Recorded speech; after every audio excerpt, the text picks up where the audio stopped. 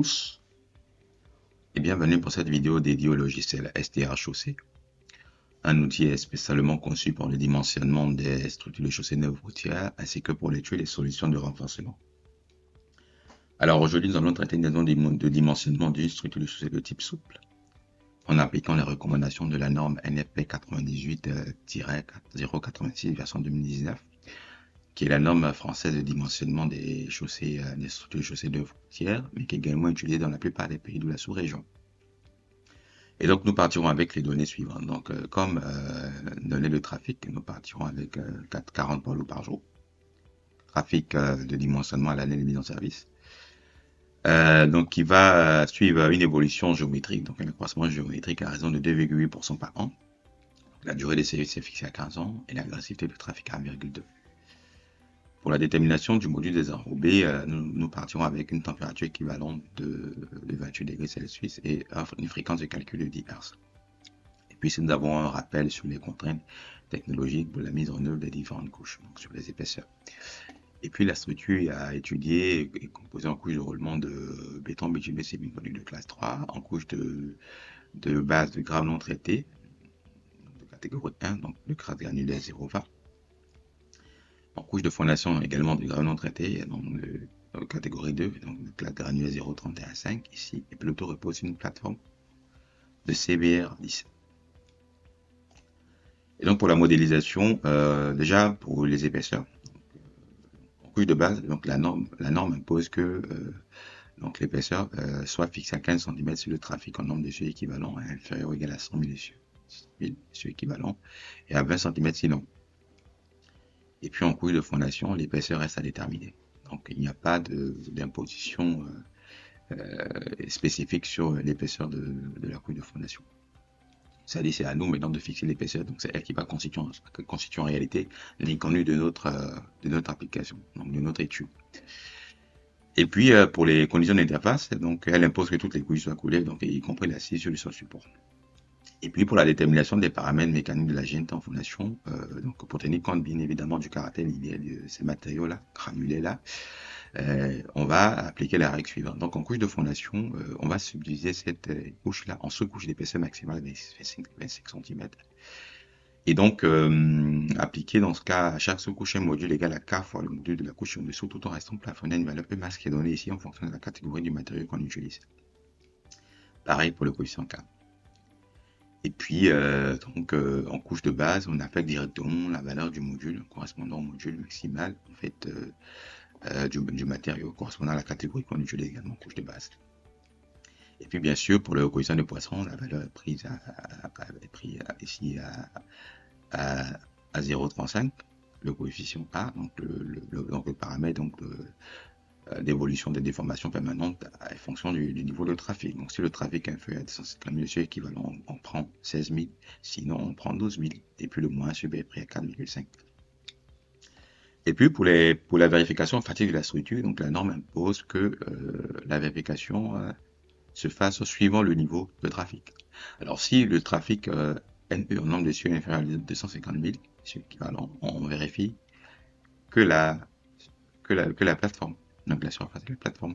Par contre, si le trafic est supérieur à 250 000 cieux équivalents, on vérifie également les couches granulaires, donc en fait, là, on va dire ici la couche de base et de fondation et le sol support. Et donc, nous allons ouvrir le logiciel et débuter notre étude. Nous allons faire le choix de dimensionnement standard et venir sur l'onglet les calculs. Alors, pour l'achat de référence, pour rappel, donc la norme recommande d'utiliser le jumelage standard français qui est défini par défaut, donc qui correspond en réalité à un essieu isolé à rejumeler de charge globale 13 tonnes ou 130 kN, donc tel que c'est défini ici par défaut. Donc il n'y a rien à modifier, parce que c'est cette charge de référence qui est définie par défaut. Non. Ensuite, nous allons renseigner les données de trafic. Donc, on part sur la base de 40 poids lourds par jour, l'évolution des types géométriques à raison de 8%, constaté ici. La durée de service est fixée à 15 ans et l'agressivité du trafic à 1,2. On peut lancer le calcul pour avoir une idée du trafic en nombre de cieux équivalents. Et donc sur cette base, nous allons faire le choix de notre structure de chaussée. Alors ici, on voit que l'épaisseur de la couche de base est fixée en fonction du niveau du trafic. Et donc, nous sommes largement supérieurs à 100 mm équivalent. Donc, déjà, c'est qu'on doit opter pour 20 cm en couche de base. La couche de fondation ne nous a pas imposé d'épaisseur, donc il reste à déterminer. Donc, nous allons aller pourquoi pas avec 20 cm. Et la couche de roulement aussi, nous allons opter pour 5 cm. Et donc, nous allons ajouter les différentes couches. Structure, donc, couche de roulement. Alors, en BBLG 3, à raison de 5 cm. La couche de base en GNT1, l'épaisseur fixée à 20 cm par la norme en fondation. En GNT2, nous avons décidé d'aller avec 20 cm et le tout repose sur une plateforme PF. Alors, on va changer les couleurs des différentes couches. L'enrober, la GNT, on va prendre pourquoi pas cette couleur-là. Et puis, celle-ci, nous allons prendre pourquoi pas cette couleur. Voilà, pour la couche de fondation. Ensuite, nous allons passer à la définition des caractéristiques mécaniques des différentes couches. Alors, donc, nous allons commencer pour la plateforme. Alors, pour la plateforme, on va se servir d'un assistant en cliquant sur ce bouton-là. D'accord. Il faut renseigner des bonnes informations. Donc, la référence de calcul, donc, elle est définie par défaut. Donc, la norme française. La classe de portance qui dépend du module. Ici, nous avons vu que le CBR est prix égal à 10. Donc, si on applique la relation qui est généralement utilisée pour déterminer le module à partir du CBR, qui est la relation module égale à 5 fois CBR, on obtient un CBR, bien sûr, on obtient un module de 50 mégapascales. Et donc 50 mégapascales, nous sommes ici dans cette classe. Ensuite, l'intensité du trafic est supérieure à 250 mesures équivalent, on peut le constater ici. Donc, nous avons automatiquement les caractéristiques mécaniques de la plateforme qui ont été calculées et nous transférons la valeur.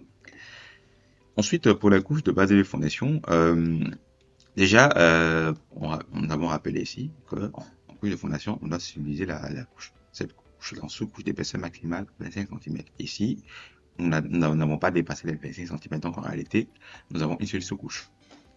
Donc, pour définir les caractéristiques, nous allons sélectionner les deux couches, y compris la plateforme, pour mieux voir la règle d'application, la détermination des modules, et nous allons, bien sûr, nous assurer d'avoir sélectionné le bon type de matériau qui est granulé. Ensuite, nous allons appliquer la règle de progression. Alors, pour la couche de fondation, on dit que, donc la norme dit que le module doit être égal à K fois le module de la couche qui est en dessous. Donc, la couche qui est directement en dessous, c'est la plateforme, donc le module, 50 mégapascales. Ici, le K est pris à 2,5 parce qu'en fondation, on a une GNT de catégorie 2. Et le Emax est pris égal à 400. Donc, si on fait 2,5 fois 50 mégapascales, on se retrouve à 125 mégapascales. Et donc, bien sûr, les autres paramètres sont 35, le A est pris à 12 000. Vu l'intensité du trafic, le moins sur B à 4,5. On peut le constater ici. Voilà, super. Là. Pour la couche de base, on affecte directement le module correspondant à la catégorie de GNT, le module Emax. Ici, en couche de base, nous avons une GNT de catégorie 1. Donc le module, on prend directement le module Emax ici. Donc on prend 600 mégapascales. 600 mégapascales. Le somme nu est pris à 0,35. Le A est pris à 12 000. Le moins sur B à 4,5. Et on transfère les données. Ensuite, pour l'enrober, la couche de roulement, nous allons appliquer le même principe en ouvrant l'assistant, et si on s'assure de sélectionner le bon type qui est bitumineux, et nous allons nous servir de l'assistant pour définir les caractéristiques. On aurait pu le faire manuellement si on disposait des caractéristiques. Donc pour cela, on sélectionne la ligne correspondant au matériau, on clique sur bibliothèque. Bien sûr, toujours s'assurer d'avoir sélectionné la bonne référence de calcul, parce qu'on a plusieurs références. Ensuite, renseigner la température équivalente qui est fixée à 28 degrés par ici. Et la fréquence de calcul diverse. Automatiquement, on a plutôt 28 degrés. On a les caractéristiques qui ont été calculées. Donc, nous, on veut travailler avec un béton bitumineux semi-granulé de classe 3. Donc, on le sélectionne et on transfère la valeur et on transfère. Ensuite, il faut définir les conditions d'interface. Alors, donc parce que ici, la norme impose que toutes les interfaces soient collées, y compris le seul support, y compris l'interface entre le seul support et l'assise. Donc ici, pour définir les interfaces, on clique ici. On voit bien sûr que par défaut, le logiciel affecte des interfaces collées.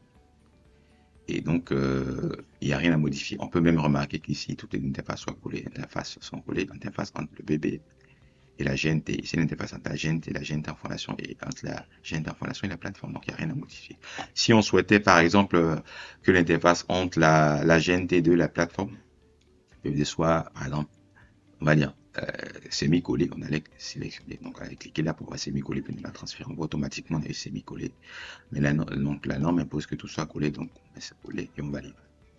Ensuite, pour les critères de vérification, nous avons dit que c'est fonction de l'intensité du trafic. Donc, si le trafic NE est inférieur à 250 000 dessus équivalent, on vérifie la surface du sol support. C'est donc le sol support. Et si justement le trafic NE est supérieur à 250 000 dessus équivalent, on va vérifier dans ce cas la surface des couches granulaires et du sol support. Donc, comme c'est le cas, ici, notre trafic NE est largement supérieur à 250 000 dessus équivalent. Donc, on est dans ce cas-là. On va vérifier la couche de base, la couche de fondation et la plateforme. On va lancer les calculs.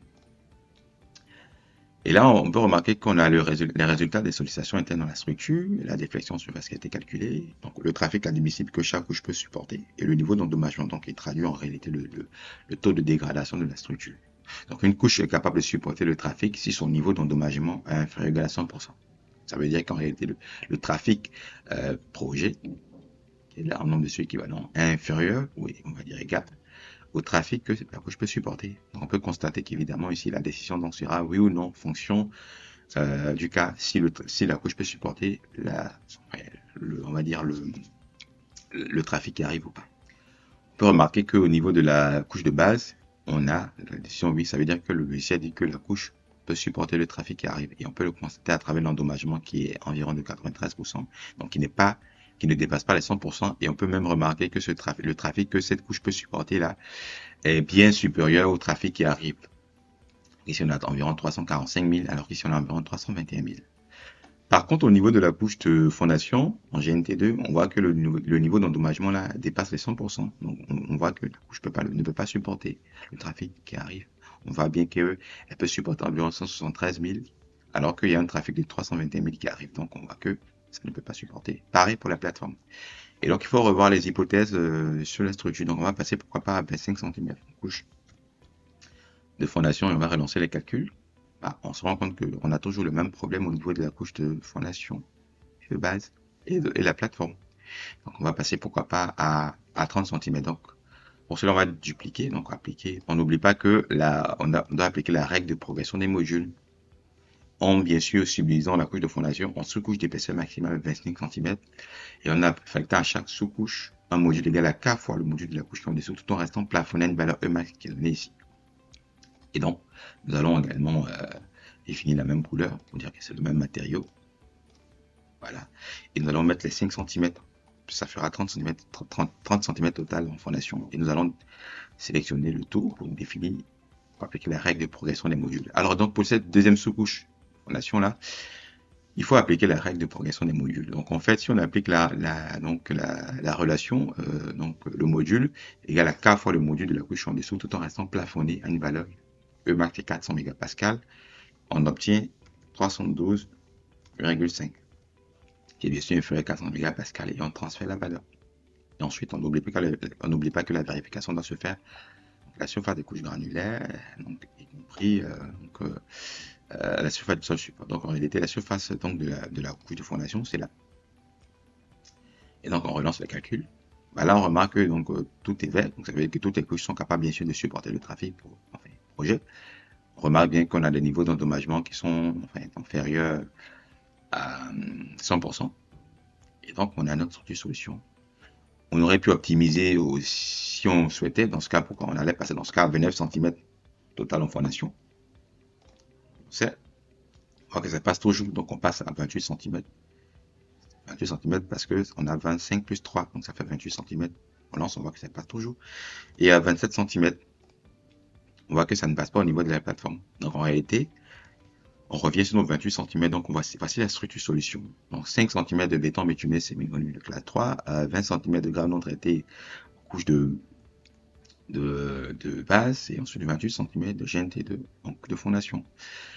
On remarque bien qu'on est quand même dans les plages d'épaisseur fixées par les contraintes technologiques de mise en œuvre. Donc ça veut dire que on peut directement recommander cette structure-là pour la mise en œuvre sur chantier.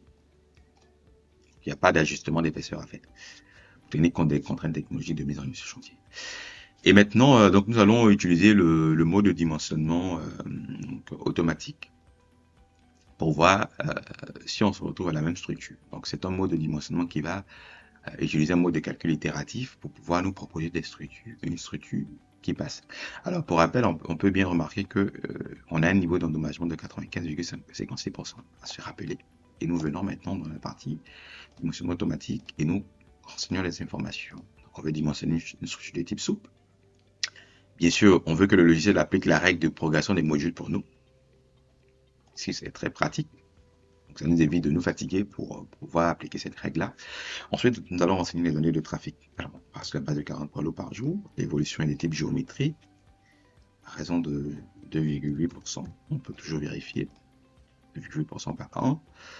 La durée des services est fixée à 15 ans et l'agressivité à 1,2. Nous allons maintenant définir les caractéristiques des matériaux. Alors, donc, pour cela, nous allons cliquer ici. Et donc, nous allons définir les différentes couches avec la caractéristique. Donc, la couche de revêtement, nous allons définir la couche et renseigner les caractéristiques des matériaux. Donc, nous allons nous servir de la bibliothèque. Toujours, renseigner les bonnes informations, la référence technique et puis les températures et puis on transfère la valeur. Et puis, l'épaisseur figée à 5 cm. Donc, l'épaisseur Hmin, Hmax doit avoir la même valeur de 5 cm pour que le programme n'applique pas d'itération sur l'épaisseur. Ensuite, pour la couche de base qui est un matériau granulaire, on va définir les caractéristiques aussi à partir de la bibliothèque. On travaille avec, bien sûr, une GNT1 fondation avec un trafic N2 supérieur à 250 000 équivalent. On transfère la valeur. Ici, l'épaisseur est figée à 20 cm, donc on fiche toujours le Hmin et le Hmax. Et puis, pour la couche de fondation, on va ajouter également la couche, et puis aller dans la bibliothèque, choisir la GNT.